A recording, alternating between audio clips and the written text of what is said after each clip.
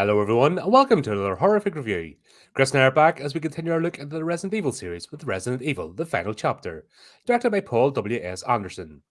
Alison returns to where the nightmare began, the Hive in Raccoon City. The Umbrella Corporation is gathering its forces for a final strike against the only remaining survivors of the apocalypse. This movie was made on a budget of $40 million and brought in $312.2 million at the box office. I think that's a decent song to end I feel like and a six-movie run, like still making profit. Yeah, so this one was interesting. This one had the lowest domestic gross. It was only like 26 million domestic, but it had the largest total gross, like worldwide. So this appeared to continue to grow in popularity throughout the world, even more than home. So it ended up with, like you said, 312 million, which was the highest of the entire franchise. But if you look at movies today, those figures would be flipped. You look at every mainstream Hollywood movie out today, the budgets are 312.2 million, and then they bring in 40 million at the box office if they're lucky. This whole entire franchise has been like a license to print money. I feel like every single time he's kept the budget low for a large, action horror movie. Mm-hmm. He's kept the budget within 50, 60 or under. This one I think was even less than the previous movie's budget. Yeah. And yet it consistently makes 7, 8, 9 times the budget in as far as the box office. It is unbelievable. And like, I'm surprised they haven't been, pushing him to make more, because it's 2016. So it's been, 9 years. No, well, they've tried to do other things and it hasn't done so well. They've tried to do things without him, but I'm saying like Paul Anderson was was involved in every single one of these 6 movies. 6 movies. Right. But here's somebody who had obviously in his head a complete storyline, where it begins, where it ends. Yeah. And he knew when I think both of them knew when to cut their losses. It's like, okay, this is a good swan song. Yeah, and to his credit, he didn't try to force the issue. I'm just surprised with this economic boon that he's given the studio that they haven't been more aggressive. But like you said, they did try a couple of spinoffs without him that just were not as successful. Although I don't know if it's without, Mila Jovovich. Is that the reason they weren't successful, or if it wasn't? I'll give you an example. Something I want to mention. There's a movie that came out after this 2020 called Monster Hunter. Mm-hmm. And it was Paul W.S. Anderson and Mila Jovovich was the star. Oh, I didn't know that. It was made on a budget of 60 million, but it only brought in 47.9 million at the box office. Oh, and it was Anderson and Jovovich. Oh, I apologize. It wasn't Resident Evil. But it was very, very similar, if anyone's seen that. And that didn't do as well. So is it a combination of the franchise and the love of the franchise? The combination of those two, obviously him directing, her being the lead star, who knows? But like I said, they did bring out one. Interesting. Yeah, it didn't do too well. So I think they knew this is the one to wrap it up. Yeah. Which is clever again. You know what I mean? Sometimes you just have to say no. That's because that's the inevitable. You can only get to the plateau for so long. Yeah. Oh, hey, Flea, how are you, man? Welcome aboard. How are you? Thanks for being here. Yeah, but it's I wonder if they had just attached the name Resident Evil Monster Hunter, if the the brand itself would be enough to carry it at the box office. But then again, we're into the 2020 sort of era. Yeah. So that's not enough. And this is where things are. I haven't seen that. I watched it, but I can barely remember it. It's one of them movies. So it's loosely connected to this, but it's not just really. The fact it was Paul W.S. Anderson directing and Mila Jovovich was the star. Okay. And you could be forgiven for thinking. Yeah. It was part of it with some of the shots and effects and that. It was done in the desert. Mainly. Yeah, and not to get ahead of ourselves, the way this movie ended too, you could see it as easily being. You could almost say that, they were teasing it and then thought, nah, maybe do a straight to DVD or like a release. But no, I like the fact that they brought it to an end. Yeah. And they went, nah, that 6 movies is plenty. Let's end on a high as such. Yeah. And close the Alice saga. No, the Alice storyline. Yeah. I tell you, the her arc was great. I feel like she definitely changed from the beginning of the of the franchise to the end of it. I know like it's supposed to just be, an action star, a protagonist. She's supposed to be the hero, but I definitely see nuances in the way she portrayed the character from start to finish that I enjoy, that we'll get into as the review goes on. Yeah, but then again, how many forgettable action movies based on another property have come out that have been A, an insult to the original property, and B, being forgettable? Mhm. There's no end of trying that, but there was something special, there's something magical about what they did here. And Yeah. the fact that they didn't, I know I make jokes, but they didn't just rely on Mila Jovovich being hot. They actually give her a character arc. That makes Yeah. all the difference. Yeah, And for then sure. the supporting actors also had parts, they had character arcs, some more limited than others, but you felt like it was a fleshed out universe. The umbrella stuff got a bit cheesy, but it wasn't overpowering. Yeah, so I get the impression that you enjoyed this movie a bit more than I did. This might be my I was least favorite of the pleasantly six. surprised. I was expecting this to be an absolute turd. Okay. I was expecting it to be awful because the lead up at the end, that big the CGI White House and all the creatures, I was waiting for it just to be like they did with the Terminator franchise, they teased the future war. And Right. then when they actually tried to do the future war, it fell flat. I was Yeah. expecting something like that, but it didn't. It kind of went back to basics. Is it my favorite one? No, I think the first one and the third one will be my favorites out of the whole franchise. But I didn't hate this. That's the thing. I didn't. I was able to enjoy myself. I still enjoyed it. Don't get me wrong. I agree with you. I think it's between 2 and 3 for me as far as my favorite. But my issue with this one, and it kept me from enjoying it more, is that up until now they've been very consistent on, and very few sequels do. It really felt up until now like a continuous storyline. Like every movie led right into the next one, and for the most part, they had some of the same actors, they had some of the same storylines.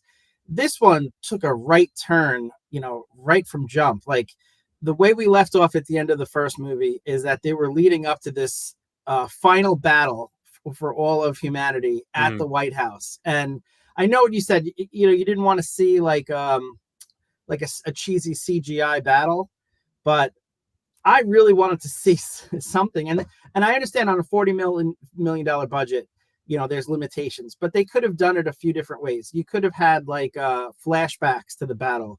You could have had like smoke hazing her vision, or like that ringing, the tinnitus or whatever after explosions. Yeah, you could have done it in a way where you didn't have to show the whole battle, but you could have at least given an explanation. Like, I have no idea at the end of the first movie what happened to a bunch of characters. What happened to Jill Valentine, Ada Wong, Leon, Becky? We don't know. Chris Redfield. Chris Redfield. They don't mention any of it. So that to me was a letdown. Or how Wesker turned again. He was good, he's bad, he's good, he's bad. So that's some of the things that held back this movie from being great to me. But once I got past the first 10 minutes, which were really disappointing for that reason, then I started to get into it and then enjoyed it more. No, I can completely see that. Like I said, I wasn't expecting to like this at all, I suppose. Maybe that's my difference, is I was not expecting to enjoy myself in any shape or form. I was expecting this to be like a proper snore fest, just as a squirt out the last one. And yeah, there's a few elements of that that are getting a wee bit contrived. But at the same time, it wasn't a horrible story. No. And there was very much point A to point B. It wasn't jumping all over the place. So that, in that respect, I can get behind it. I don't know why they went back to the Hive. I see. I like there should have been somewhere else they went to. Oh, see, I liked it. If you're gonna make this the final one, I kind of like the full circle return. I thought that was a good place to end it. Yeah, just to kind of close the loop. Yeah, but the storyline kind of made it that. Well, I've got questions anyway. Oh yeah, for sure. Anyway, for those that haven't seen this, even though we post these up ahead of time to give you a chance to check them out before you come on, so you can join in. Yeah. Basically, the fight that we're building up to at the White House happens, but we don't see it. We see the aftermath, and it's essentially just Alice, and it's just chaos. So it turns out Wesker's betrayed them. Something's happened. The White House has fallen. That's it. And I'll not lie, the shots in this were better than what I was expecting. Like when she's driving and although how you get a Humvee to do those sort of the military ones, I've had to go on those. They are horrible things. To move about like she's got it to is a bit fantasy. But anyway, even the creatures and that they had in the beginning looked better than at nighttime. They looked very cartoonish and computer graphic-y at the end of Retribution. But this, they look better. So in the daylight. So the action scenes throughout the whole franchise have been great. They have done their CGI here or there. I mean, you have to with but this. The blended, it's a blending that makes it work. And the action scenes with actual like military equipment or like the motorcycles, stuff like that looks very real. And it actually was done. A lot of it was done real. And it was kind of sad. I was trying to look up some behind the scenes information, and there were 2 terrible accidents on the set of this one. The first one was a stunt driver riding the motorcycle. And because, Alice Mila Jovovich didn't have a helmet on during the movie, the stunt rider didn't have a helmet on, and she, the bike flipped. She had terrible injuries. She was in a coma for 17 days. They amputated her arm. She has like lasting injuries. It was pretty brutal. And that wasn't even the worst of it. There was another accident with one of the Humvees where it rolled back. It wasn't secured properly and crushed one of the crewmen, and he actually died on set. Have you ever been in one of them things? I've not. No, they are horrible. They are a tin box of death. Yeah. Like, I'm like, nah, we'll have our Land Rovers back. Anytime I've done an exchange with your lot, and the get us out of those things, it's like, nah, can we just have our Land Rovers? Can we bring them with us? Like, why do we have to? You're sitting this thing and it's like, oh, just 10. It's like, yeah, oh, awful. Yeah. So I mean, there was unfortunately some bad, cause and effect, I guess, with some of the great shots that they got. But I was wondering why there's no special features on the DVD or my Blu-ray. I've had special features for everyone, and then there's none in this, and I wonder if that's maybe part of the reason. Yeah, I know Paul Anderson almost left the project after the first accident. Yeah, it's pretty sad, but I mean, it looks real for a reason. So, yeah, he seems like can't say I'm not claiming to know the bloke personally, but from his interviews and that and other projects and stuff, he seems to be somebody that cares. Yeah, and you don't see I see a lot of like Hollywood director types and they're up their own arse and they're more about their own ego. He seems to be one of the like storytellers. Yes, no, one of the few. Very hands-on, right? I would put him not in the same level as, but close to the Eggers, that sort of. He has specific projects. He knows what he wants to do, and not everybody gets it, but those that do appreciate his style. Yeah. And I would imagine that the crew members who get on board with him would push the boat out. Yeah. So maybe with another director, there wouldn't be as, okay, no, we need to have him safety, we need this. No, I'm not doing that. I think maybe for him, they might have done things that maybe, would have been like right in the cusp because they believe in him. I think he's one of them type that brings those sort of people around him. And I can imagine him taking things out personally. Let's look at another example. Alec Baldwin doesn't give a flying fuck about anybody except himself. He's released the trailer for Rust. Oh gosh, really? No, I didn't see that. Talk about, not giving a shit. And he was more about his own ego and playing games than actually giving a shit that one of his co-stars died tragically. Yeah. And that's the sort of person that you can't get behind. And nobody will do. Everybody will go for him and do the bare minimum. But I think with Sanderson, You can't get behind him, and you certainly don't want to get in front of him. No, God. Yeah. Brutal. Gnarly I man. can't believe he did that. I can't believe he released that. Jeez. Of course, he was going to. The guy's absolute narcissist, 100%. God, what does the family have to see that? Oh gosh, that's awful. Yeah. Yeah. So here we're seeing two sides of a coin. You know, and you look at that. Well, collateral damage. Gotta keep famous. Where, yeah, we'll not do any special features. We'll just put this out quietly because it did go out quietly. There wasn't the same hype or fanfare or anything for this movie. Yeah. It was almost blinking you miss it. Yet it still made 10 times as much.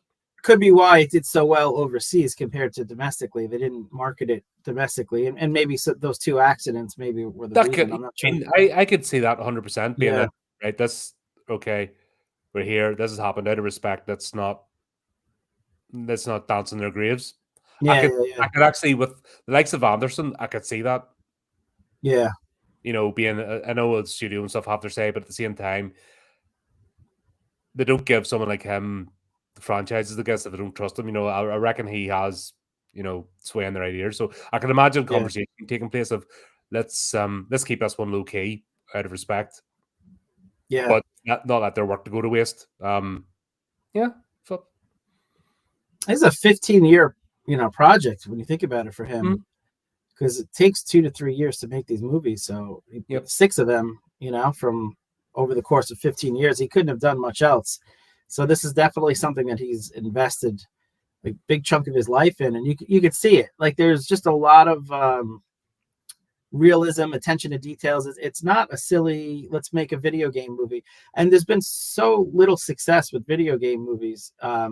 Up until recently, I know Mario did good last year, but prior to that, but a movie like that's always going to do. That's a summer, take the kids out, switch your brain off. Look at the shiny lights. What's that? Minecraft come out. That's it's a nothing thing, but that's take your family out. Right.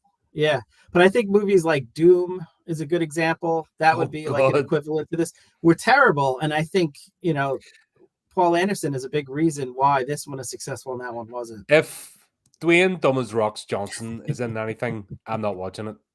I cannot stand that bloke. Seriously, he just rubs me up the wrong way. In fact, any of them fucking wrestlers, I hate wrestling. That is a lowest form of art of anything. It's just awful. Yeah. As you're about to rip off, show your WWE.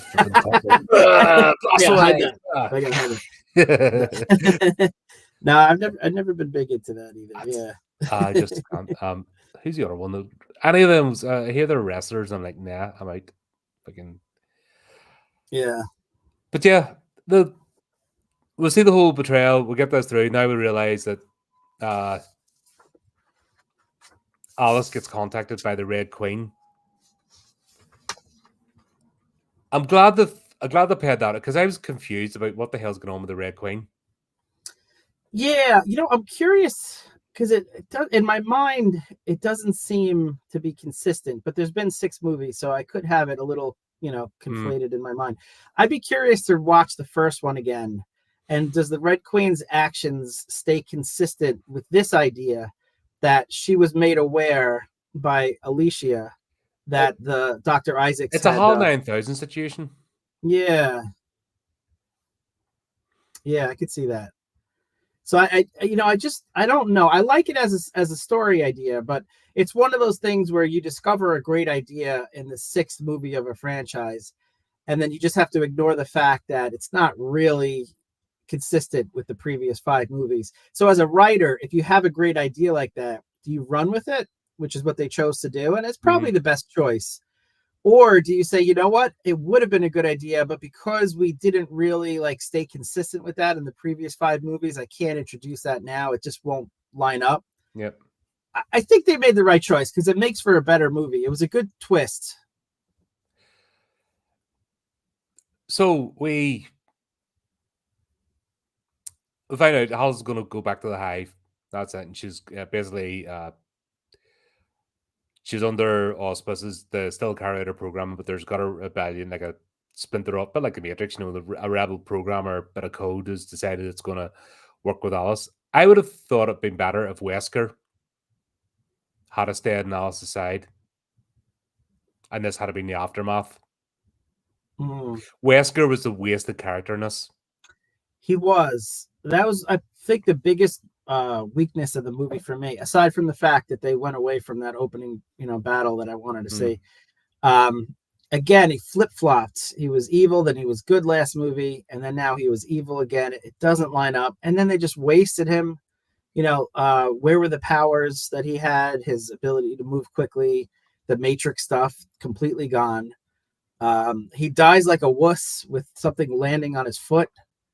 I mean, it's just, it's pretty. To me, he should have been, I think, side by side with Alice as they realized, they're overrun.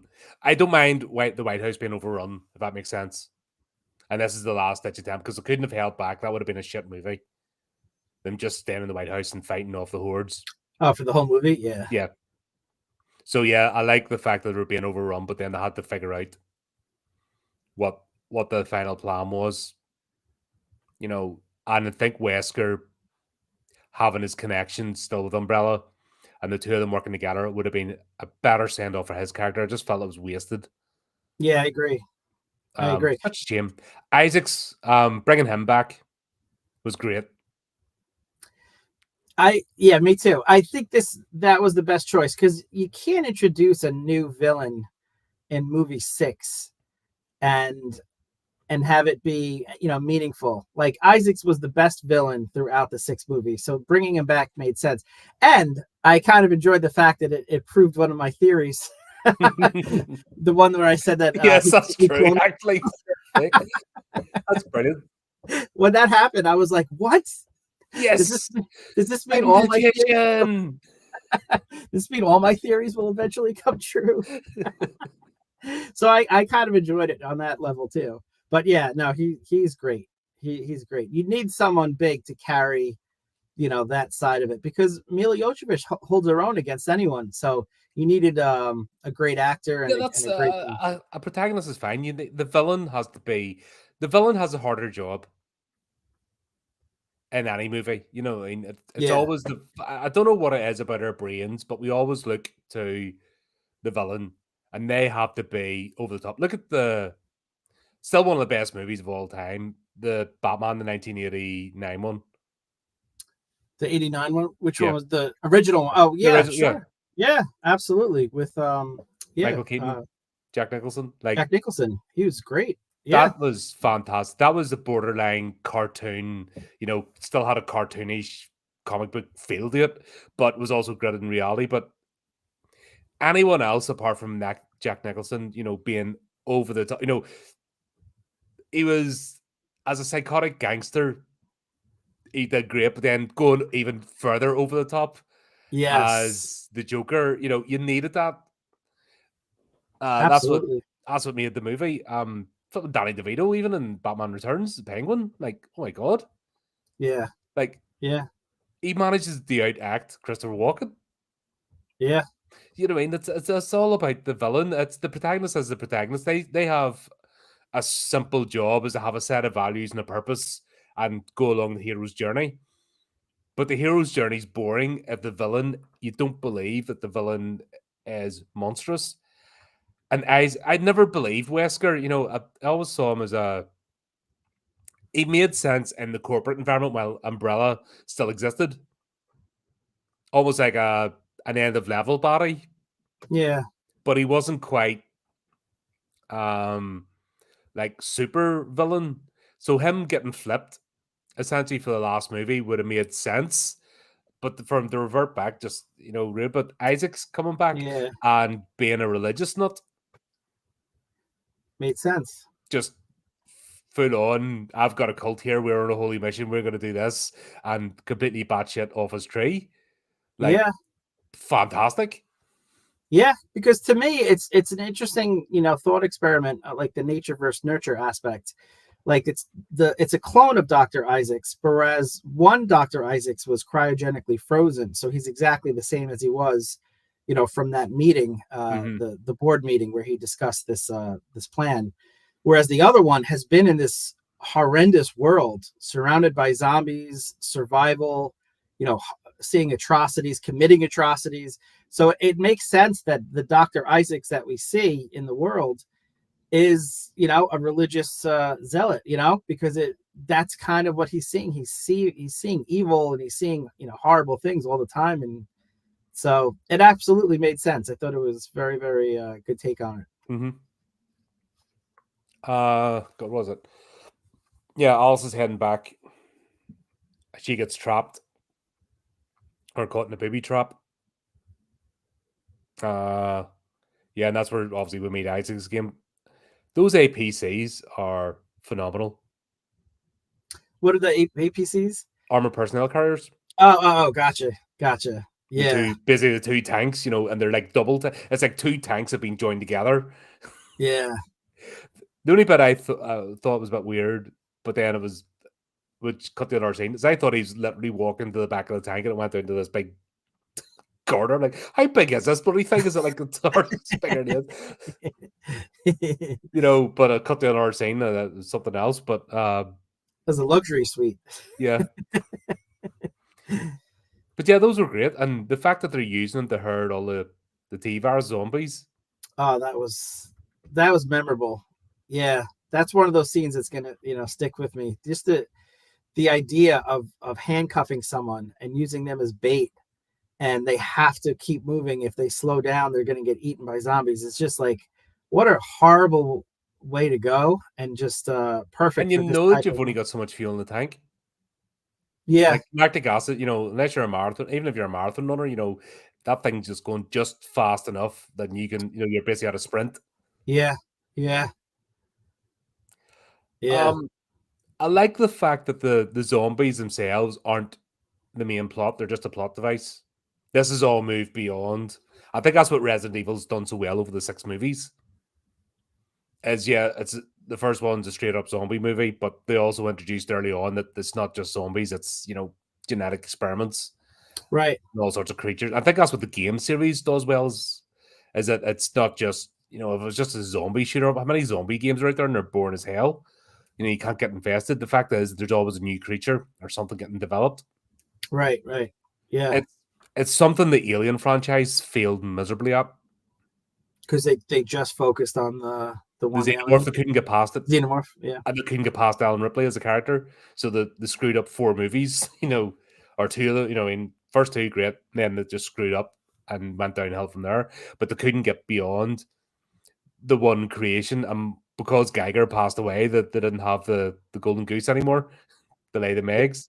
And nobody could pick up the baton. Well, I think the role-playing game you guys are doing on the channel. Oh, that's shows that it's a fully fleshed out world. Yeah, but last night with a lot of fun. We're starting to get into new things and how they're being used and stuff. And I'm starting to see connections between the first Charity of the Gods game I played and this one. But I'll not say what I think until the end. But I think I know what that meteor thing that has basically a big butthole that people climbed into. I think I know what that is. But I'll save it till afterwards. But you know what I mean? They've shown that it's not just about the xenomorph. You can have loads of creatures out there. It's all about that. But the movies completely went around. At least this franchise stayed true. Right. Yeah. No, definitely. It was a strong finish for sure. Mm-hmm. Yeah. Yeah, so basically, we've got Isaac. He's leading all the zombies because he's just wanting to wipe out, wants to complete the annihilation of humankind. And Alice just ends up, manages to get away. And goes into Raccoon City to warn everybody. This is where it gets a bit silly. This sort of scene with the tower. See, I disagree. I liked it. I'm always a big fan of like a Home Alone, where you're, the bad guys are coming in and you have to set up traps and you have to do different creative ways to take out the bad guys that outnumber you. I get that, but the way they did it was ridiculous. How so? The amount of petrol, like How many oil tankers full of petrol, like barrels, like that thing would have been filled? And plus, not, you know, I mean, they can pour all this stuff down and nothing explodes. Have you ever done that? Like poured a bit of petrol? It's not actually the petrol lights, by the way. It's the fumes. That's why I have to be careful of jerry cans and let them air out, because if you don't, or you don't store jerry cans even if they're empty with other stores, because it's the vapors that are flammable. Yeah, no, you're right. But in my mind, like they had, years, because it's been years since the original movie. So I feel like they've collected this over time. They had all this stored. This was, their base for a long time. And also, it's like a very video game contrivance, right? Like you see a barrel in the corner, it has to be filled with fuel and explode. Like it just has to be. So I thought it was a nice tie-in to like that video game trope of the barrel exploding. I would have liked it more Minus Tirith, using catapults and that, and a bit more of that. The pouring it all down the sides at this I whole see. 30-story bloody building was like dripping with fire. Like no, I could no. see that. Yeah. And some of the action scenes, like the zip line and stuff, and that was a bit over the top. So it's funny that it got, it looked a bit more ridiculous. It's the nighttime scenes. Hang on. Let's get him back on. You had a wibble. Oh, sorry about that. No worries. It's funny that the nighttime scenes look worse. Yeah. Like I don't know what that is. You would think it would be the other way around. You think they'd use the shadows and so forth, and it would look grittier, but for some reason they'll get the daytime scenes looking more realistic. Yeah. And my issue with that entire scene, I did like it with the, they released that woman, Isaac's released the woman as bait, and then of course they try to save her, and then Isaac shoots her because that's what an evil villain does. But the fact that they went to lower the entire gates, knowing that was a trap. Oh, see, I liked it. I like the idea that they thought they could get to her in time, and that they had to try, But my whole issue with that scene was that there was like an army of zombies that were attacking. And after an initial, fray, all of a sudden they're gone. I don't know if they just like gave up, but like after the two, tanks or APCs exploded, you don't see the zombies again until they handcuff that guy and then use him as bait. You know what I mean? Like they were coming in one waves. Crashes to the side, and Isaac carries on. Yeah, it got a bit silly. Yeah. Which is annoying, because at the other hand, there's like a grounded story here that you can follow. Right. And then they go a wee bit ridiculous, and you're just like, okay, right, which is it? Pick one. Yeah. The scene in the tower was my least favorite. Okay. Because it really did feel contrived. When you think how well they've done every scenario so far with the sense of dread, think of the prison in Afterlife. Mm-hmm. The only reason that they had to get out, they realized that they could tunnel now. Right. I mean, they were pretty secure, but it was because of the tunnelers. That's why they had to get out, because it was going to get breached. Yeah. Everything else they've done, has been like, even the convoy, etc. They were all set up. It was until the Crows and the actually Umbrella actively working against them that it started to fall apart. But basically for day to day, this just felt video gaming.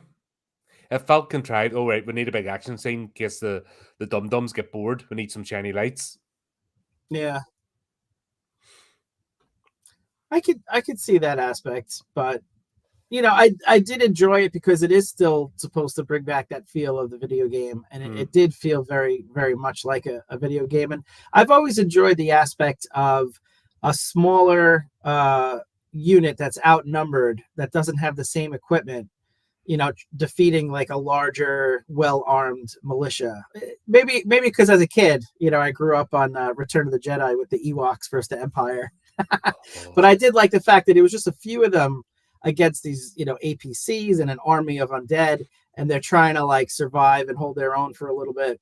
So, but I see what you're saying. It could, it did get a little bit Yeah, wonky. it's more the execution as opposed to the idea. Yeah. Okay. Yeah, it just felt, but yeah. But what was it? Then we get Alice. They're busy finding this entrance to the hive. They all decide, oh, we're all going to come. Okay. Cannon fodder alert. And I love the way that basically the Red Queen has prime directives like RoboCop. Yeah. And that even at the end, that's like, holy shit, mate, you're ripping that off. The hell, what are you doing?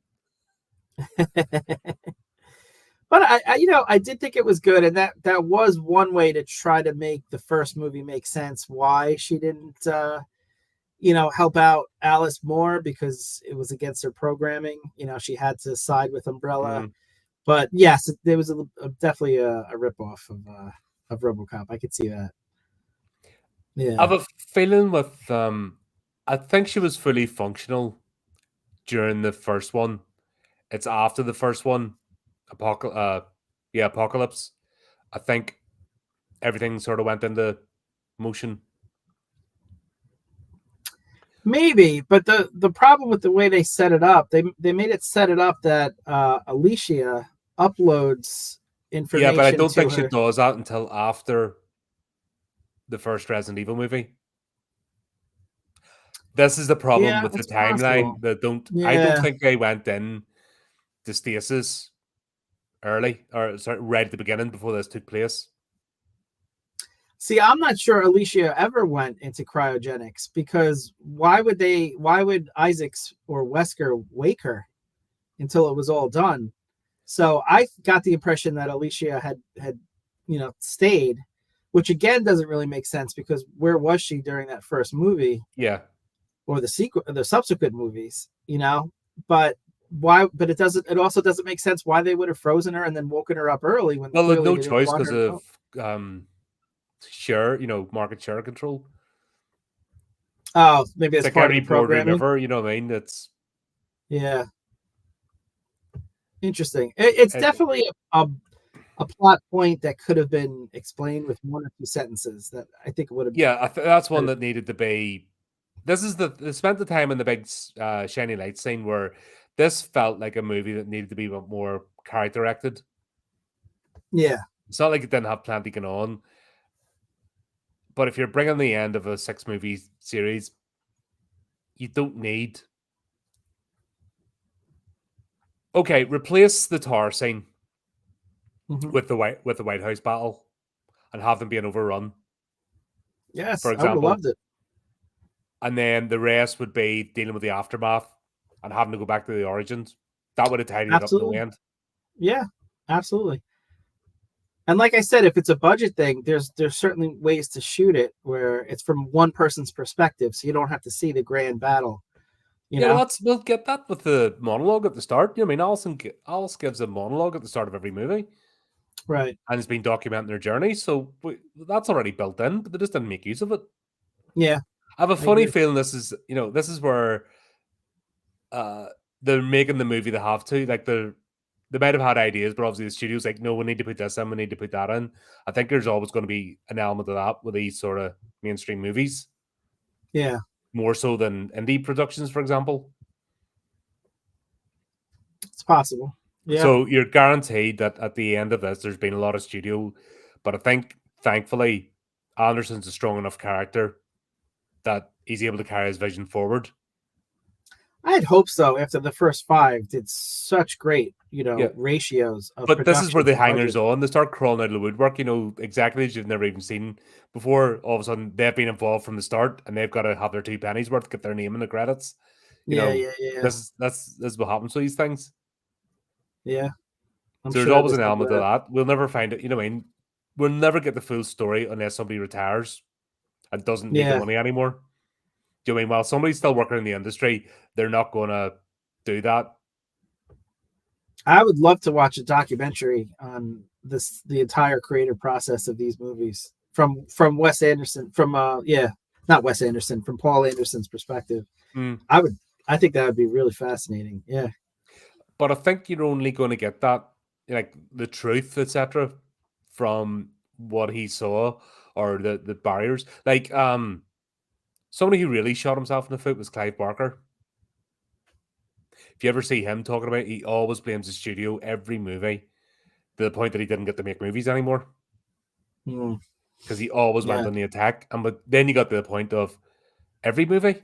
Do you think it might be Yeah. a bit about you, mate? You know, that sort of thing. And I Right. love Clive Barker, Yeah. fantastic writer, but he tries to put too many strings to his bow. And even with the Hellraiser franchise, like his stories got weird. Like when he did the graphic novel stuff, Yeah. like in the Scarlet Gospels and all, for example. So he didn't really have the full. He's not as in control with a coherent story as he would like to say he was. Interesting. And that's the Hmm. other direction to go. You can go the Clive Barker route and always slag off the studio and blame the studio, but it doesn't make you sound good. Right. Right. So I don't know. I don't think there's an answer. I think it's all down to the individual and how they work and who they work with. It's a magic in the bottle thing. Let's go back to Leprechaun 3. That was magic in a bottle. Lightning in the bottle, sorry. I'm fucking mixing up my words. I mean the Yeah. right components came together to make that, and it was the right atmosphere, right everything conduit for the creativity. Yeah. And it's hard to ascertain what aspect of it. It's like almost like a team sport. Sometimes you can have the best players on paper and then they just don't mix and then they don't play well together and it falls apart. So it must be a tough thing to try to get right. But that's what I like about this franchise is that they kept a lot of the same people behind the scenes and in front of the scenes together because they had a mix that worked. Um, this movie, I felt like some of the supporting casts weren't as strong as some of the previous movies. I just didn't care about them like I did some of the previous movies. And I'm bad with some of the names, but oh god, when they have Ruby Rose appear and you're like, oh, hurry up and die. She is annoying. I don't like her. I didn't connect with her. Some of that was like a Paris Hilton moment. She had one of the best death scenes, just like squish, splat. It's like, yo, slap it up you. She is obnoxious. Okay. But like some of the previous movies, the football player, the big black guy, he was great. I liked him in the previous one. Is it Tyson? Oh man, I forget. Tyrone King. You could say it. Luther King. Oh, okay, Luther. That's right. He was great. And then who was the young girl that they had saved to take to? Oh God, yes. She never saw her again.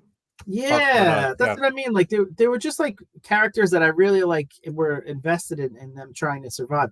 Or the guy that sacrificed himself with the last puff of marijuana before he blew himself up.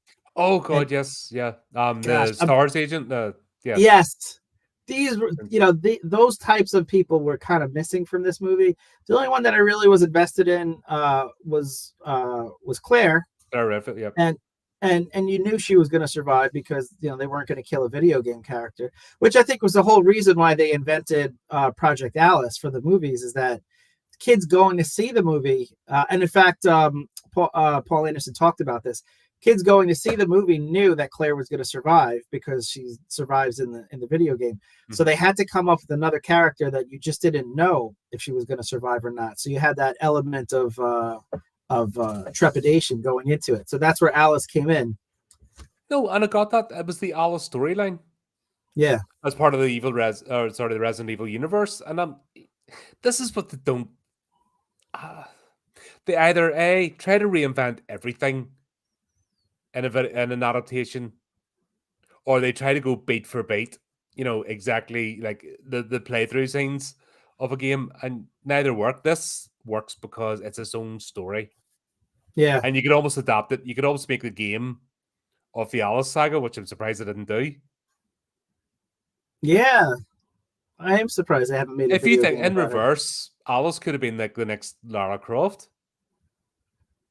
Yeah, I wonder if it's like a licensing thing where like the studio controls that character and the video game controls Claire Hmm. Redfield and Chris Redfield, and like they have to like work Well, together, if kind it, of like yeah, if Sony this and is Sony, Marvel. would have the this would have happened as well. Capcom would try and make the game, but because Sony has the rights to the Resident Evil franchise, it would only be releasable on PlayStation.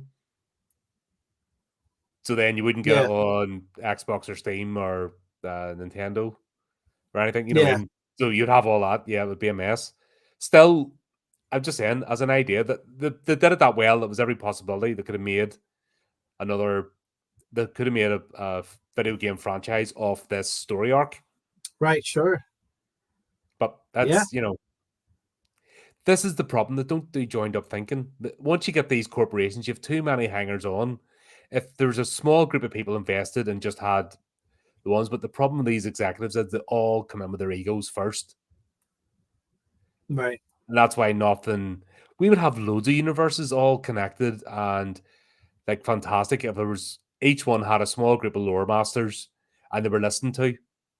yeah, But any large entity, what has it said? Any large corporate entity, it's only 30% of the people actually do the work right, because the amount of yeah, hangers on and positions that get created, etc., all for greasing the pole and for various reasons. The amount of wastage on salaries just for useless people that if they were cut out tomorrow, the company would still function.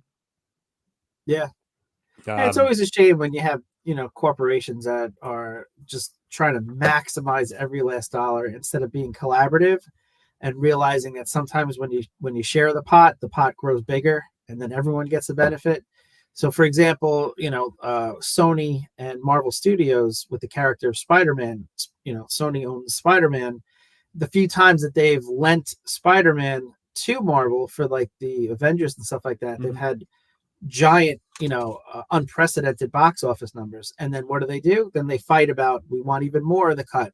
And then these collaborations, stop happening because people Sure. get greedy. Wasn't it they were going to do another set of things and then because Yeah, they don't get on, they didn't uh, invite Toby Maguire and Andrew Garfield to the what do you call them things to sit down and go on conferences and stuff. They weren't yeah, invited yeah, as part of it because of the falls out behind because egos once again. yeah, exactly. Yeah, But then yeah. again, some idiot sold off the characters in the first place. Well, that's a different story. And Marvel, you know what I mean? That- If you want to go right back, you go right back before even any of that stuff happened.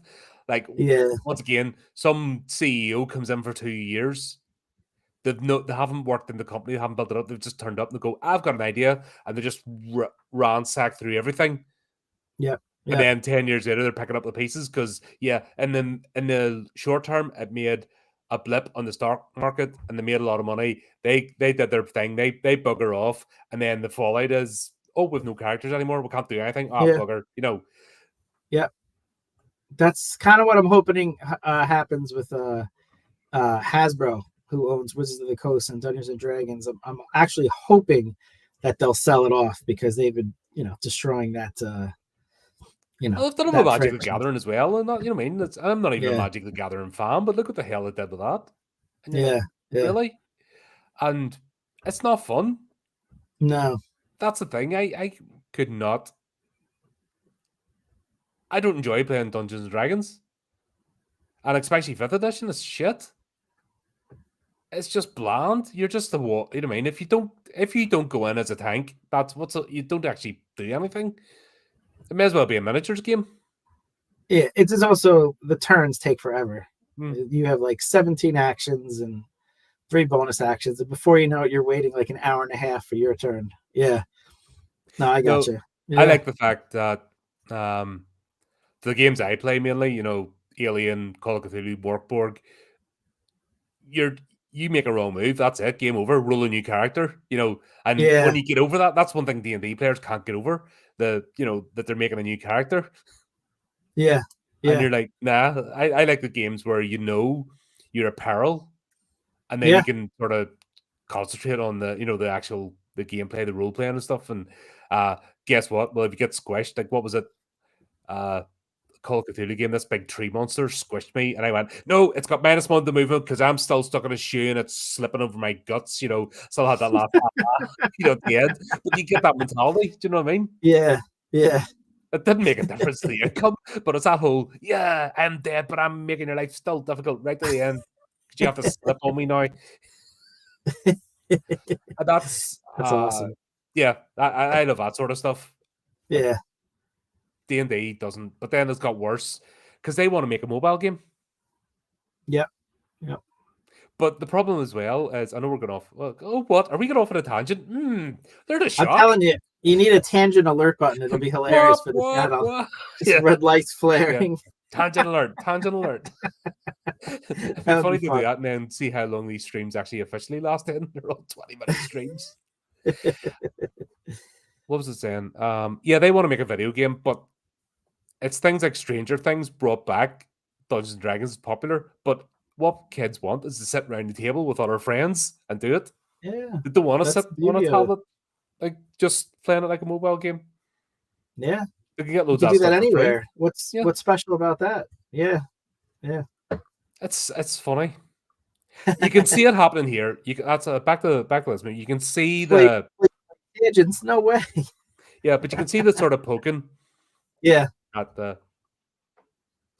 Yeah, us do tangents. Never happened before. Hopefully, never happen again. We don't do I'm that sort of thing. sure this is the last one. Yeah, this will be the last one. Yeah. Dear. The Hive. I don't know how I feel about the Hive when they went back into it. See, I enjoyed it. I thought with it being, a bookend to the first one, I thought it was, go back to where it all started. I kind of like that. I don't mean the idea. Okay. I mean the actual Hive itself. Oh, okay. At some point, part of it looked completely brand new, untouched.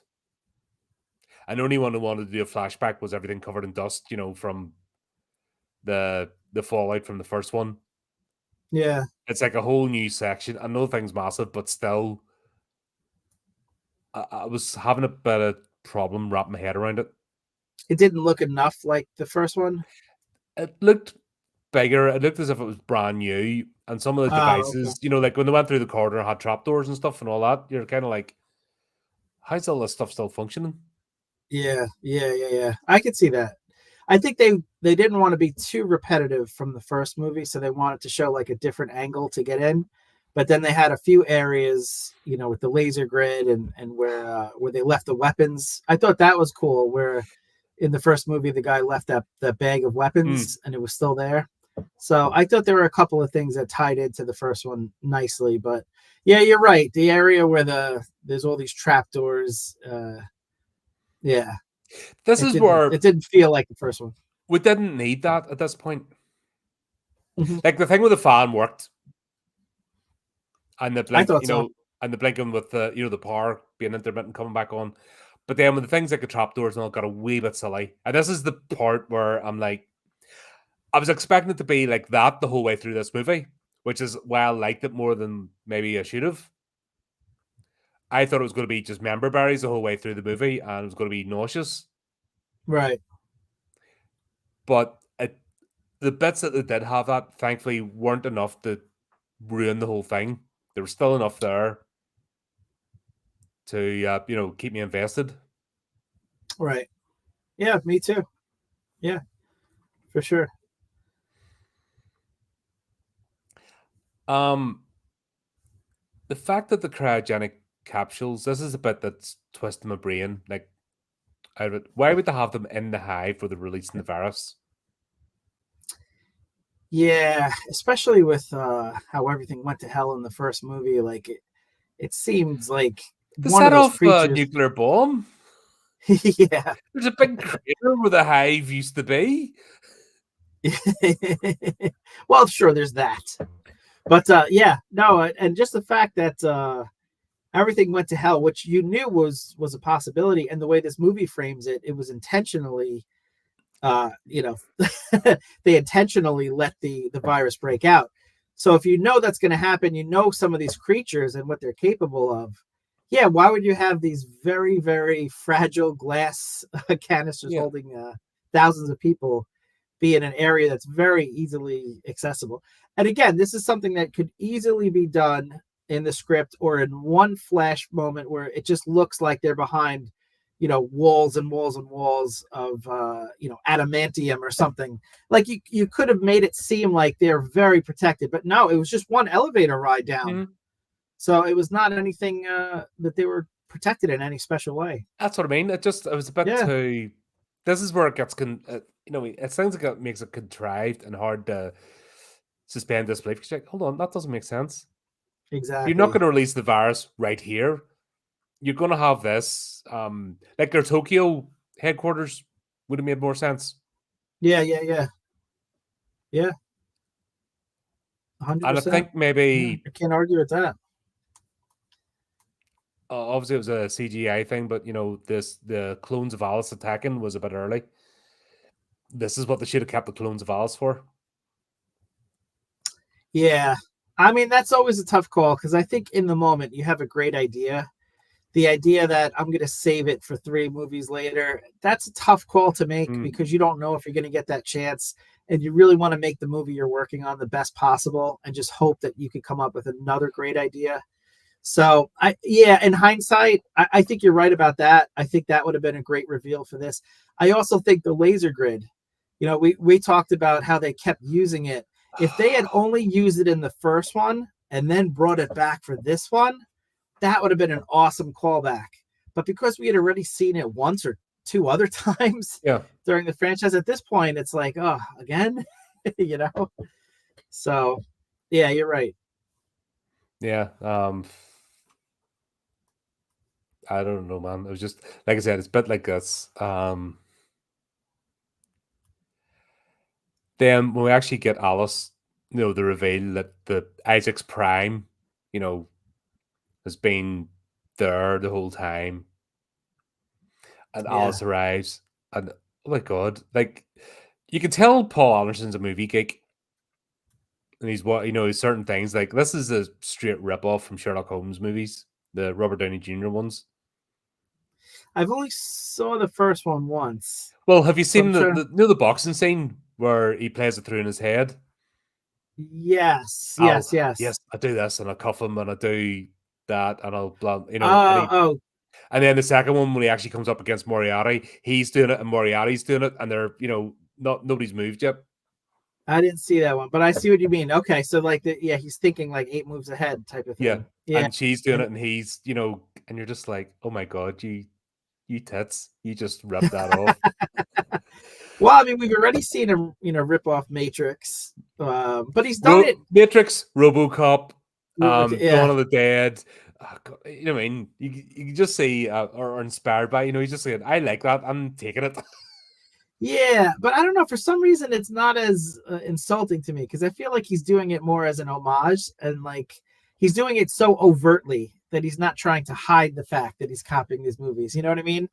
Like if you try to make it seem like an original idea, but I think it's done more as No, an no, no, homage. because we'll have to get to No? that. But All right.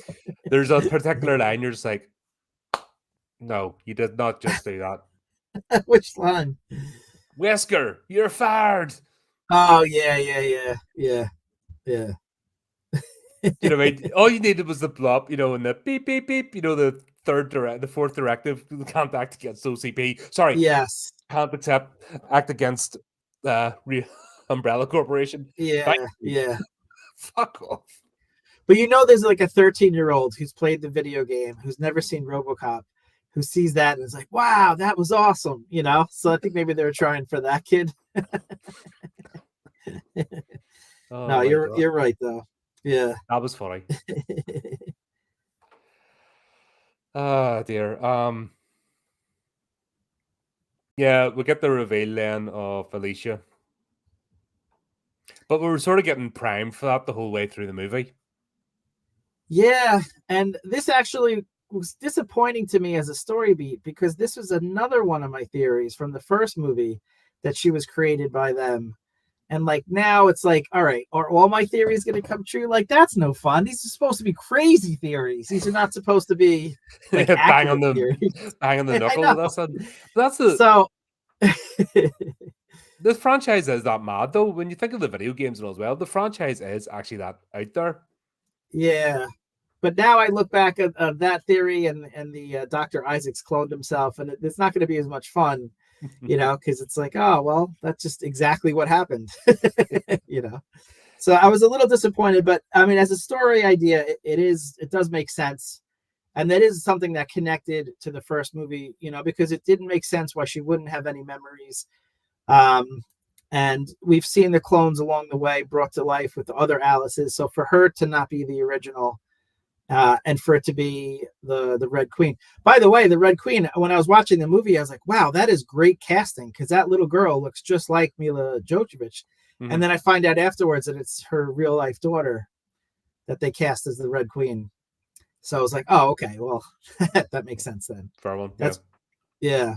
But yeah, I thought that was very cool for the Alicia to be the original owner, the daughter that this T virus was created for. Mm-hmm.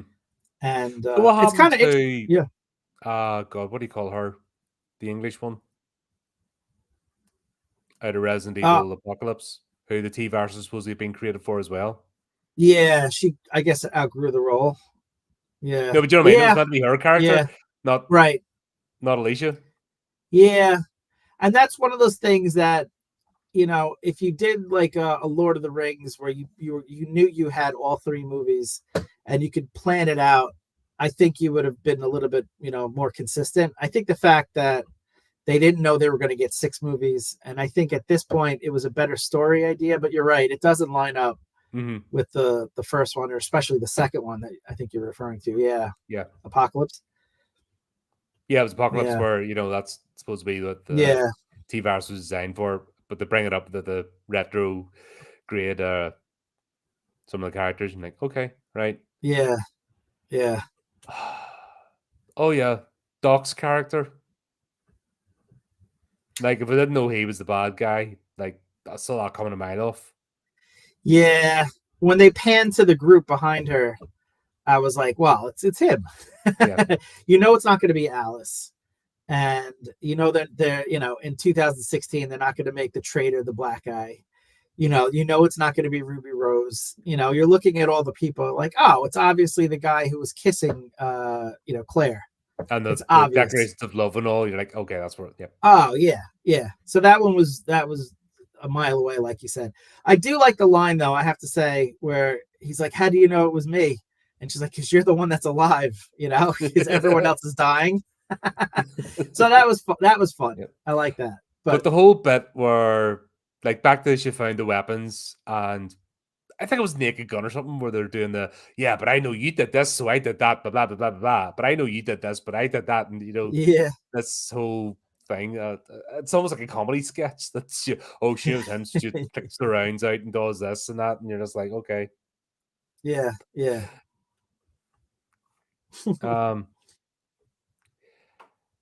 Wesker then gets fired. He gets dispatched, and Isaacs runs off to do what Isaacs was going to do. I was kind of, what was the countdown for? I still can't remember what the countdown was for.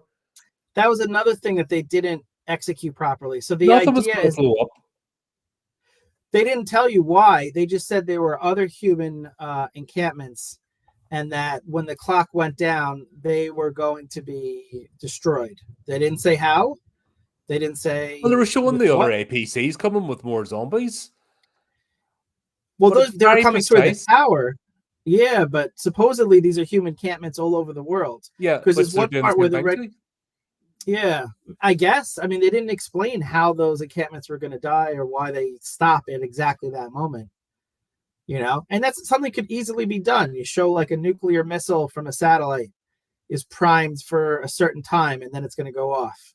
Something, something to show that why there was a deadline. No, they didn't explain it. Yeah.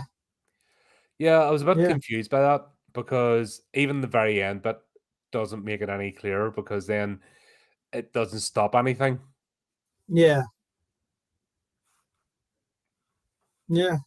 pass. Yeah. But So yeah, it's little beats like that have kept this movie from being as successful as the previous ones. Yeah. And yeah, sometimes the final movie has the toughest job of all, because the prior movies can leave these breadcrumbs, can leave these open-ended questions, and you enjoy it because you're excited to know how it finishes. The final movie has the hardest job because they have to tie up all these loose ends. So they always were up against it. They always had a harder job than the previous ones, but I just didn't like but how that's where they you need all your tied writing up. team. That's 100% down. Before any money gets spent on anything, even before principal photography, your writing team needs to get this down. And this is where, like I said, the whole corporate structure of Hollywood. That's why Hollywood as an entity needs to burn and just end. I would need to start over again with entertainment, because we see where this is 2016. This is only the start of this crap. This is only really minor, and some of the, like you said, the 2016 uh, ethos is starting to seep into the storytelling and all. It hasn't Hmm. fully begun, but look at the state of movies now. Like it's no excitement for cinema. There's no excitement for movies. There's no excitement for franchises because they're all burnt to the ground. And it's because of this corporate structure that they won't take a bit of time. They'll waste money on frivolous shite, on campaigns and this, that, and the other, and virtue signaling. They're no problem burning money for that.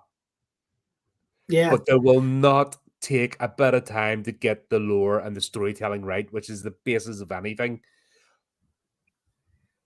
Yeah, It frustrates me. I think it's partly that. I think it's also the budgets movies have gotten so expensive to But make it's not to that do I the think. budgets. This is 100% storytelling.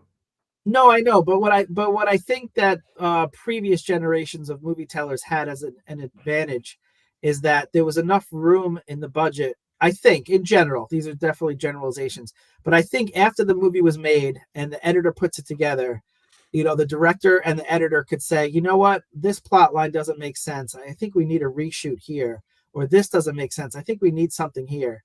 And I think they had the time and the budget to make those corrections. Whereas I think nowadays the movies are so expensive that, with the exception of some of the Marvel movies and some of the Star Wars movies, and even Which are their then, films now. They're dead franchises. yeah, Nobody gives a shit.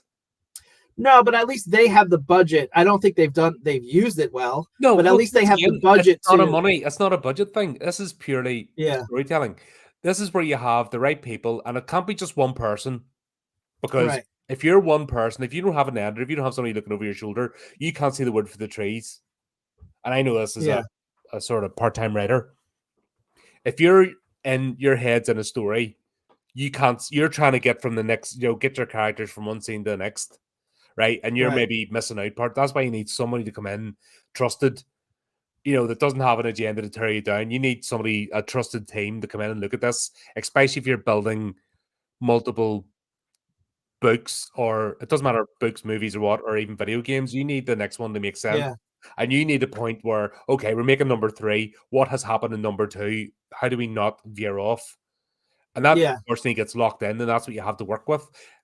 This whole idea, and there's the arrogance of directors as well, which I don't believe Anderson is. That's why I'm not, like I said, not slanging this movie off. But you can see this sort of crap coming in. They don't care. They want to make it their own. It's mine now. I'm going to show you how it's done. And they mhm. completely rip apart. Look at the Resident Evil TV show. I almost think we need to watch that just to fucking go through it, but I don't want to. I didn't even get through the first episode. It was god awful. Yeah, We're going to race swap Albert Wesker just to do it. And we're going to preach to you about blah, blah, blah just to do it. Oh, nobody liked the show. It was shit. Nobody watched. How did that happen? how many seasons was that? One Just one? was cancelled after the first one. Yeah, Like, even before the first one finished airing, they're like, nah, no, number 2 isn't happening. And this is yeah, Netflix, the most random fucking, platform on earth. yeah. For them to cancel something, it's got to be pretty bad. Well, if it's doing well, they'll cancel it. Normally, if it's bad, they'll give it another 3 seasons. Yeah, But then they did it with Cowboy Bebop. I didn't even bother. That actress that got on and went, me. It just I went, don't know that okay, one. well, I'm not watching that then. Good luck. Yeah. I think millions of people joined me and went, okay, see ya. um, yeah, it was just, you can see all this sort of stuff coming in. And then we got the backstory as well of, oh, the world is dying of global warming and blah, blah, blah, blah, blah, blah, blah, blah, blah, blah. You can see that they actually tell themselves that they're like fanatics because they've actually proved now that there's more forests than before. The forests aren't Yeah. all that. It's like back to the 80s, the acid rain that was going to kill us all. And the Well, holes in the ozone there, and the fucking this and that, and we're still here. And oh, we've had the push, we're going to die 10 years from now, not last year because we got that wrong. yeah, it's also a bit of a stretch to say that we have all these threats, so we're going to preemptively destroy the world. Yeah, let's And destroy it first, get ahead of the game. yeah, just so we don't get the world destroyed. Let's destroy. And to me, the biggest hole in that logic is that you're dealing with a group of people that are the wealthiest individuals. That's how they framed it, right? These are the shareholders of Umbrella, the most powerful corporation. These are the super elite of society. You're telling those people that we have to reboot the world. Those are the people that don't want anything to change. You go to a homeless guy who's down on his luck, and you tell him, look, we're going to destroy the world and reboot. He's going to be like, yeah, where do I sign up? Yeah. But to tell the elitist of the world that we have to destroy the world, it just they're didn't, doing it now. make sense. It's called the Great Reset. They're doing it. They're trying to do it. They're fucking lunatics. This is the religious cult. It's so on the knuckle for what the idiots, the WEF and all is doing now. And I don't want to get into politics and stuff. I try to keep that off the thing. But this is so in line to what we're seeing in front of us with these. But I don't think it's the elitists that want the world to change. Klaus They Schwab? may say they want to publicly. Larry, what do you call him? Friggin' BlackRock owner, and not even politicians. These are the Umbrella Corporation. They exist. They're in the WEF, they're in the WHO, they're all these little organizations that aren't actually elected. They just set themselves up, and yeah, they're doing it. Yeah. Well, in the movie context, it seemed like a stretch to tell all these people. The other thing too is you don't want to review that then, please? No, I was going to put it in the list. But I also think that there were thousands of people in that in those cryogenically frozen. So I also think that they weren't all aware, because you couldn't leak out what the plan was. Someone was gonna find out and try to stop you. So they couldn't have told every one of those shareholders the full plan. Like, I imagine, like, they told some of them, like, this is why I think it happened after the T-Virus release. That okay, we've got a plan here. Yeah. Oh, I see. Look what's going on in the world. Come here, we'll keep you safe. Okay, kind of like that. But once again, that's where they need to change the location, because come to the spot where the virus was released, and get in these tubes.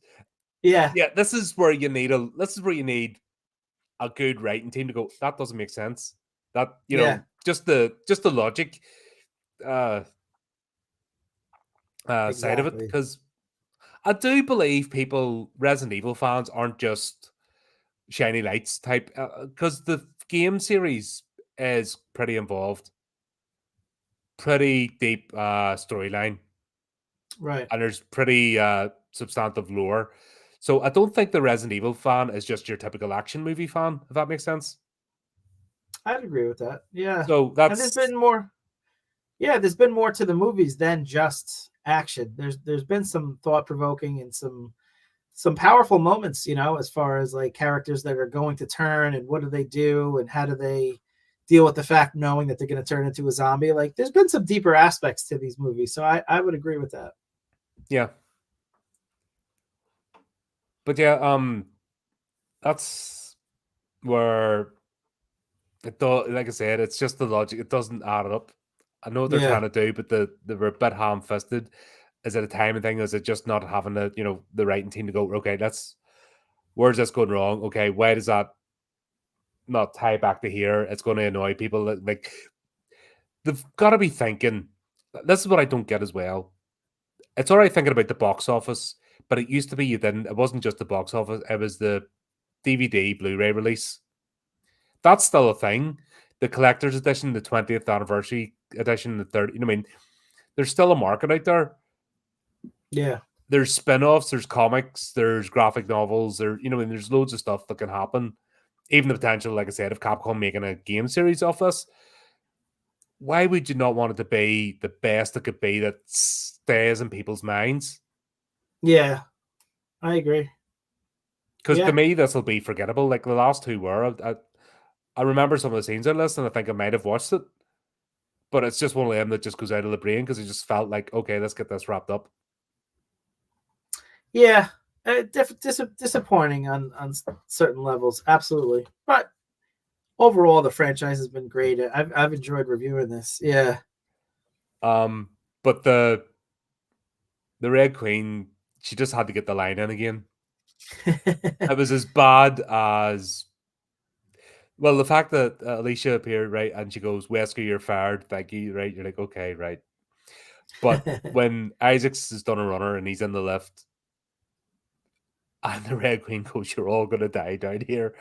Again, I'm like, oh, for fuck's sake. No. Well, stop. That was big in the game, right? I remember that, even having only played it once or twice. I remember that over and over in the game, right? Being told that. Yeah, wasn't watching it wasn't watching the first one, the mansion. The second, was it the second one? Raccoon City? I think it was Raccoon City, because I need to. Yeah. I don't have. But that was definitely a game callback. Yeah, for sure. I need a separate gaming PC, so that if it screws up, it doesn't affect this. Yeah.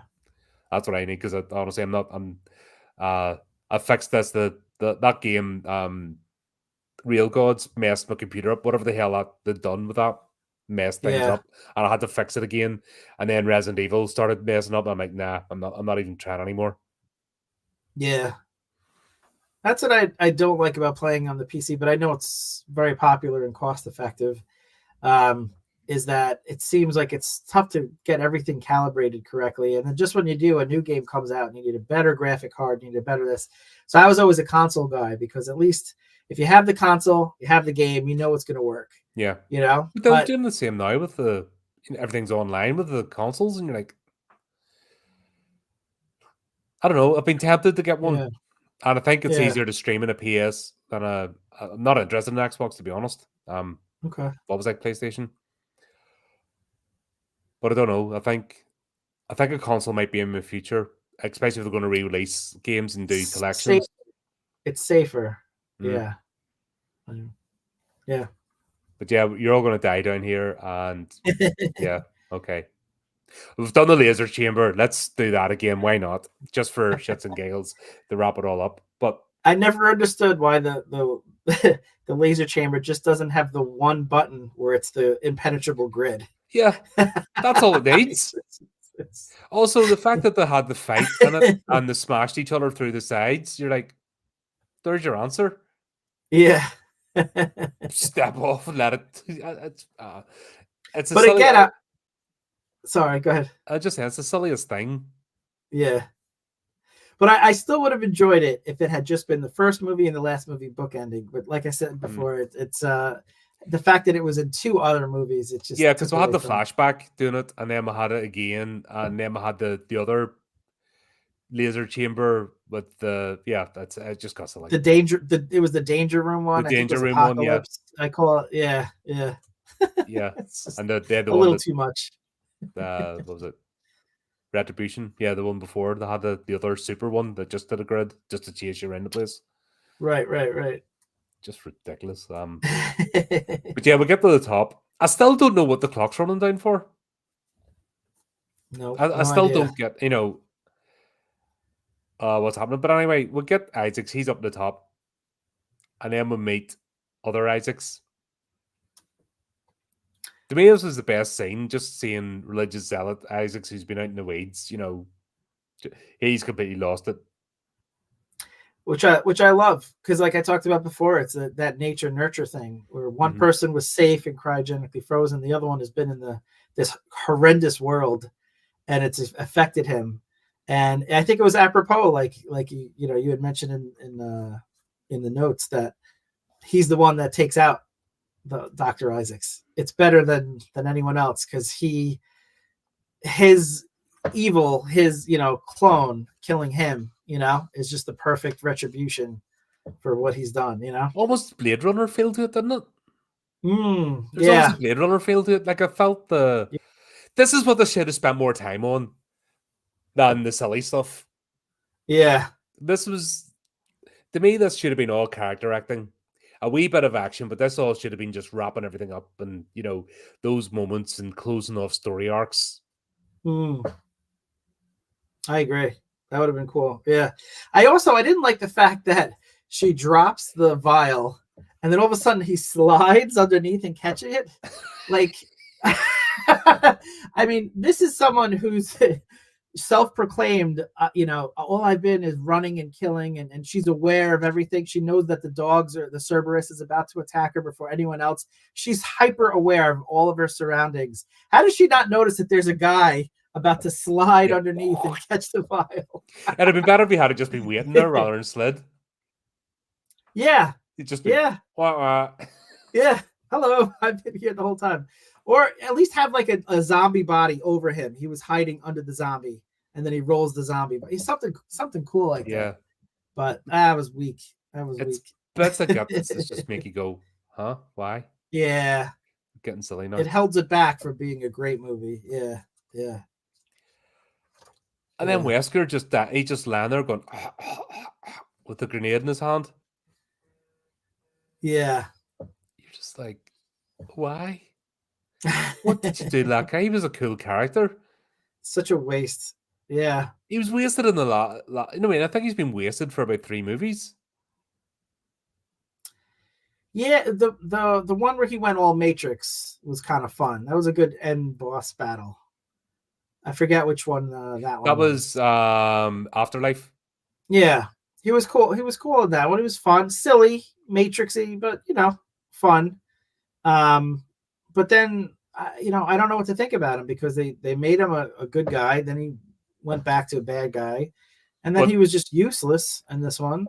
It was almost like Megatron and Starscream. Like when you had the scenes with those two, him and Isaacs together, it was like Megatron and Starscream. And they're just trying to decide which is which. And Starscream was, for all you non-Transformer buffs, was like one of the most annoying characters out there. You're right. I think that's a perfect description. He was definitely Starscream. By the way, Soundwave, best Transformer ever. I love a good, loyal bad guy. Do you know what the one I hated most? Sound Blaster. Oh, Shockwave? No, Sound Blaster, the Autobot version of Soundwave. Oh, the copycat version. Yeah. Yeah. Like, oh, no, you didn't. You know the Transformers movie? Yeah. You brought him in. Yeah. Like, oh, no, you didn't. Oh, piss off. Yeah. And he was obnoxious. Yeah, he had to be like a rapper too. Yeah. It's like, oh, God, no. But Soundwave is great. He never fires that cannon on his shoulder. Yeah. Yeah. Never once. But all the different cassettes, Ravage and oh my gosh, they're all great. The Rumble and the other one that both do the thing, and yeah, Laserbeak, the little Laserbeak, the little bird. Good times, man. Good times. Yep. But yeah, Wesker's Billy just gone. Yeah. Didn't make any sense. And then so she ends up, that happens, blah blah blah. She smashes the vial, and this is the bit once again. She had to do this before the countdown went down. Yeah. Well, the only thing I'll try to make an excuse for her in this case. She thought as soon as it hits the ground that she's going to die. So I think as a human being, even as a clone, there is that hesitation, that nervousness. Like, you have to do it. The clock is ticking for some reason. Yeah. But just the idea, like, that hesitation. No, I get that bit, but I don't get the clock. The countdown doesn't make sense in this. Oh, yes, I agree. That's what I mean. Right. So, the thing, it even explains this is going to take, it's going to take years to go around the whole Earth. Yeah. What's the countdown about? What was the event? And the fact that it works so quickly, like this little thing, like that's not how air particles work. Like it doesn't travel that quickly through that whole mob of zombies.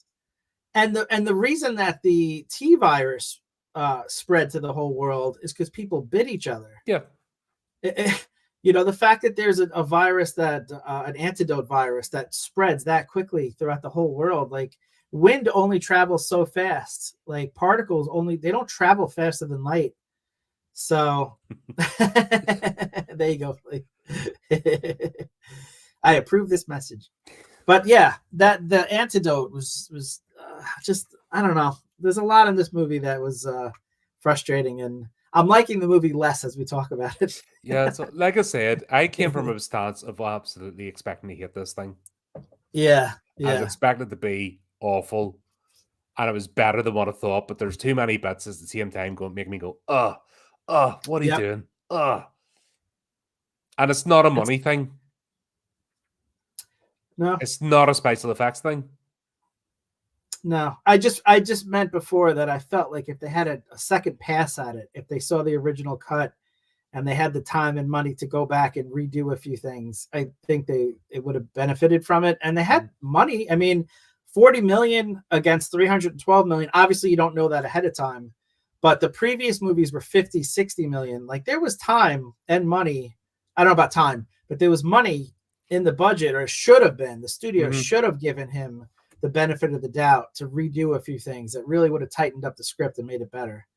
But for whatever reason, we don't know, they chose not to, and it really hurts this movie from being great. Yep. Still an amazing franchise, though. Yeah. Oh well, but they all lived happily ever after.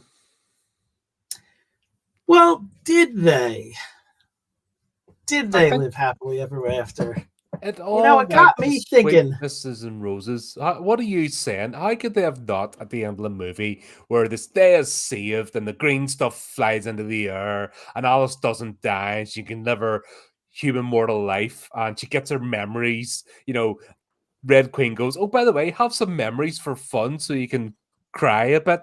And yeah, how's that all not lovely and wonderful? I miss painting a spot on the ceiling, but also to the Crazy Theory Cave. Let's do it. It's a theory. It's a Chris. It's a theory. Crazy Chris. Crazy Chris. Chris's Crazy Theory.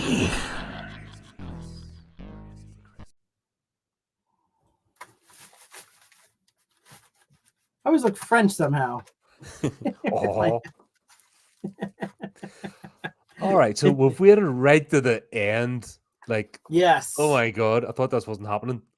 Thank you for our loyal viewers that stuck with us. But I thought it was important to focus on the end of the movie because, they've talked about it as Project Alice, right? As we show in the first slide here. I always like to say slide, like it's a 1980s presentation. Old school. But they talk about Project Alice, but what I'm here to do, my friend, is talking about Project Alice. As in, let's talk about how her future will proceed, because I don't think, spoiler alert, I don't think it's going to end well for Alice or the rest of the Resident Evil world. And I have some reasons for this. So our good buddy Alice, all she's ever known is killing, right? Killing, running horror. She says here, I woke up just when this all was starting. Running, killing, she says, this is what I do. Sometimes I feel like this has been my whole life. And, it got me thinking, like, the debate between nature and nurture, like I mentioned before, like, she may be a clone of the original Alicia, but all her life experience, all she's ever known has been killing, horror, survival. And so this is, had to have affected her. So look, we've learned a lot in the last 20 years or so about PTSD and the sad lasting effects that combat has upon soldiers when they return to civilian life, especially soldiers that have seen a lot of action. And no one has seen as much action as she has, military action and horrors that she has. So the National Library of Medicine had a study examining the effect of combat, excitement, and diminished civilian solidarity on life satisfaction of American veterans. But this goes, this is worldwide, of course. There's So actually I a have thing some. the British Army brought in that's called Okay. decompression. So what used to happen is after tours finished, as everyone just goes, flies back to the UK, kit in, and usually it's before you go on post deployment leave, everyone goes out for a bevy. What happens is whatever poor town that happens to be, whatever they're based, gets wrecked Yeah. at night because lads come off 6 months, all this pent up shit, a few beers, and some civvy comes up and goes me, boof, boof, boof, and it just turns into a wrecking session. So what they Yeah. decided was, right, you're going to spend 4 days in Cyprus. And it might seem silly, and it's not it's called decompression. That basically, right, get off civvies, go to the bar, and it's like in a controlled environment that basically people can go and have a duff up. They'd rather people have a duff up between each other, Yeah. just get out of their system, than civilians getting completely wrecked in a small town, or lads go off on their own, when they're back at their own home and kick off. It's actually recognized as a thing, but they couldn't say, right, this is what you're going to do. They had to tidy it up, to make fluffy and nice. So that's what they called it. What's it? Yeah. Decompression? Yeah, but that's it. You go back for a couple of days in Cyprus, or wherever you're flying back from. It was from Iraq. It was Cyprus. You stopped off, and the whole point of that is just before you hit the civilian world properly, you just go and you get out of your system and fight with each other, and I in think the sort of it's great. squadron bar, if that makes sense. I think it's a great idea. So I have these statistics on life satisfaction as far as people who have seen frequent combat. And look, these statistics are very, very complicated. So I don't want to bore your audience. Plus, I don't understand them. So I'm just going to move on to the next screen here. But it's interesting. I read through this article, and this author had this quote: "Perfectly sane, good men or women have been drawn back to combat over and over again. The defense of the tribe is an insanely compelling idea, and once you've been exposed to it, there's almost nothing else you'd rather do."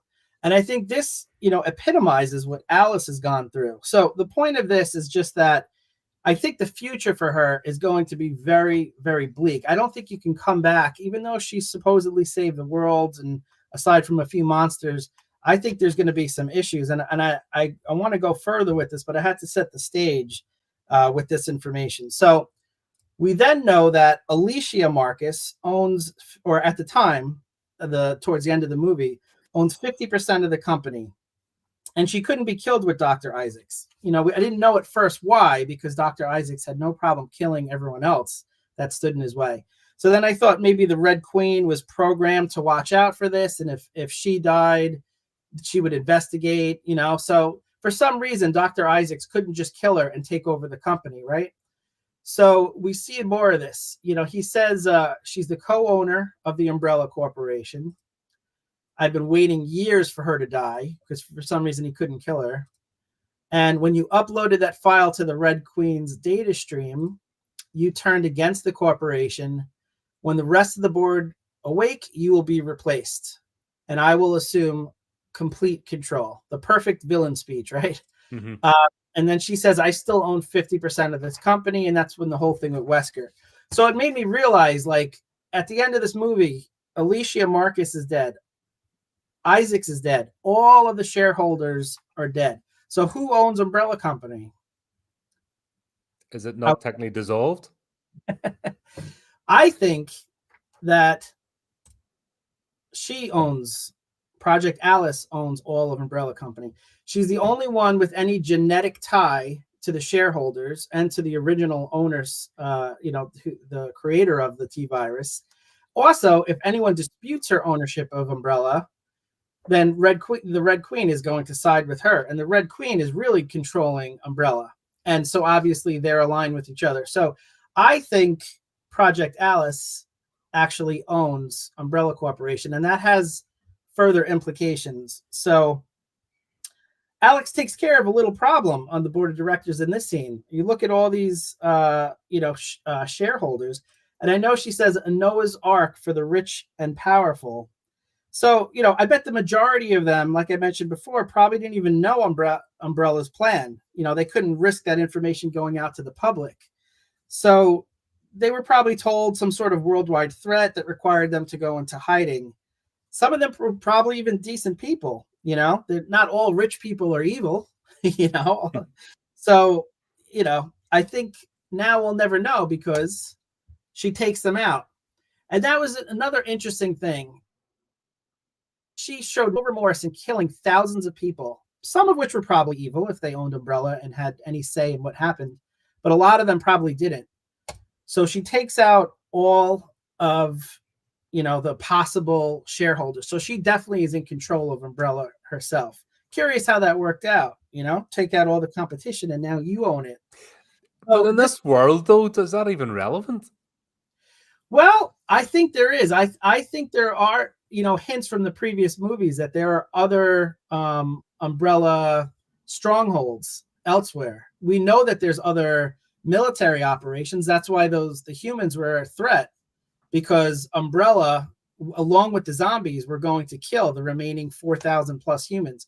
So, and there's a lot of technology, a lot of military equipment, all controlled by Umbrella and the Red Queen that she now owns. And this is important because, you know, she's essentially a CEO. And I did some research of CEOs of super powerful corporations. And like this book, The Inside Story of Fight Against the World's Network of Corporations, CEOs of super powerful corporations don't have a great track record. This is another book that I did research for this theory. That's, you know, a CEO. That's what was the point I was making, actually, at the start of this. A CEO isn't necessarily the person who owns the company, you know, came up with it. They're normally appointed for like 2 years, and they just move around a certain, like a circuit, and they just end up being a placeholder, and they can do untold damage, like in that 2-year tenure, because all they're interested in is their immediate bottom line, not the future projection. So they might get a blip, like I said, from buying something or selling something, but long term it could actually lead to harm. But they don't care because 2 years they're out on the next gig, and there's a lot of this. That's why the sort of corporate thing is shit. Understood, but there's also more clues that Alice is not going to turn out to be the good person that we're hoping, the hero that we're hoping she was going to be. A lot of times the director speaks through minor characters. They put that information out there. There's very limited screen time for a movie. The fact when a character speaks something into existence in the movie has a lot to do with what the director feels is the reality. So the director in this case is foreshadowing Alice's heel turn that I propose will be happening soon through the character of Christian. He literally tells us not to trust her. He says we shouldn't trust her. You're going to regret it. All of you. All of you. So to me, this talks about the future of the world when Alice is in control. Later on, and I know I'm jumping around, but I have a point. I asked the judge to stay with me. Your Honor, I'm going somewhere with this. So later on, she says, you know, she wakes up and she says, "Why am I still alive?" All right. She was thinking that she was going to be killed by the antivirus. And instead of being relieved or happy, she's like, I thought I would die. And the Red Queen says, "You are now free of the infection." What is her reaction? You and Alicia both lied to me. She's angry. She's not happy. She's not relieved. She's angry. And again, this goes back to her personality was affected by the horrors and the trauma that she went through. She's inherently angry. And this is the end of the movie. So this is going to project to what takes place in the future. She had the virus removed and put back in at this point. Well, that's another issue. Yeah. So let's see here. Now, let's remind ourselves who created her in the first place, because this also has a lot to do with, I think, her future. So she says to Dr. Isaacs, "I know who I am." And he says to her, "I don't think so." He's like, "We created you 10 years ago. No life, nothing before the mansion. You're nothing more than a puppet whose strings were cut." And it reminded me, she was created by Dr. Isaacs, this evil supervillain. So some of his personality, some of his genetic adjustments were put into her. All right. So moving on to the next slide here. She even reiterates at the end. She said, "I was created by Umbrella." She says, I was one of them, and I propose she's still more like them than even she or the audience realizes. All right, next slide here. So this is an example of why I think she's very similar to Dr. Isaacs and how her actions will mirror what he does, what he did. Her actions in the future will mirror it. So remember this scene? This is, to me, was a great scene. Oh, the apple pound down the vents. This is the one where she's handcuffed to the Yep. truck, and she's got to like to the tank, and she's got to like keep up with it, right? It's a pretty evil thing that only someone like Dr. Isaacs would do to a person, where basically if she slows down, she gets eaten by zombies, right? Pretty evil, would you say? Yeah, but not only that, there she falls. Like eventually, she's just like dragging somebody behind horses. She's going to get dragged. You know. Pretty horrible way to kill someone, I would say, right? Yeah. Funny. Who else does something evil like that? Well, Alice herself, after she fights the last known kung fu fighter in the world. God, what was that character about? I know. What does she decide to do with him? Oh, that's right. She does the exact same thing. She ties him up to a tank, and look at the look on her face as he's being dragged away to his certain horrible death. Look at that. That looks like a sadistic, evil smile to me, right? That's pure sadistic satisfaction. This is not the good hero that the audience has been led to. You love the way the zombies all waited patiently while they were all setting this up. Well, it's polite, sure. Yeah. They're very polite zombies. Like they all waited and then just started chasing. Like they're all standing around there, and the zombies aren't like nobody's on alert that the fact there's loads of zombies milling about, but they just politely all file out as the thing drives away. Exactly. Yeah, these are well-trained zombies, which you got to respect. But look, the Red Queen tells us earlier in the movie that there were over 4,000 of humans left on the planet. So what does Alice do at the end of the movie when Umbrella has been defeated, right? Does she travel with Claire to meet up with these 4,000 humans and discuss, the plan for humanity's recovery? What does she actually do? Nope. She says, nope, my work is not done. And she proceeds to track down more monsters, continuing her killing ways, because that's all she knows. But after the monsters are all dead from the antivirus, she'll need to find more things to kill and more things to kill. Perhaps some of the humans that survived, maybe they aren't the best people in terms of how she judges them. Maybe they're not behaving the way, they should. Maybe she continues her killing on them too, just like we saw with the cryogenics chamber where she killed thousands of people, some of which are probably very good people. Look, after all, her and Isaacs were two peas in a pod. All right. Here's a case before we get to that. Do you remember the part where she tries to start the motorcycle? Oh, she couldn't. Yep.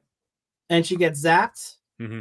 So at the end of the movie, she's riding an Umbrella motorcycle because she is the owner of the company. So now it recognizes her.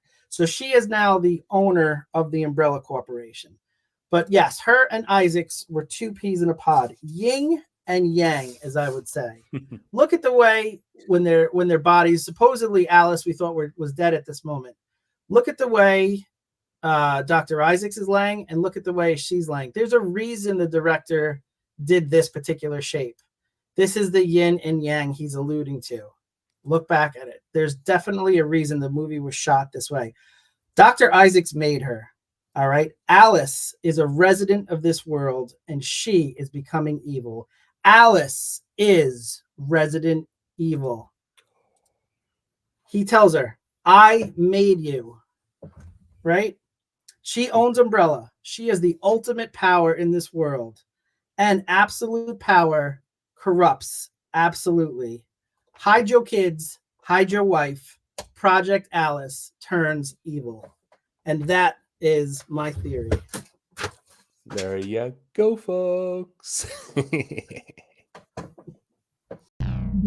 It's a theory. It's a Chris. It's a theory. Chris. Chris's crazy theory. And there we go. I think the true evil is 40,000 or 40 million on a 67 budget for Monster Hunter. I think that might have been the sequel they were trying to maybe, I don't know, maybe squeeze out one more or reboot it or bring it back. Flea's And on my side. I always got at least Flea with me. Thanks, buddy.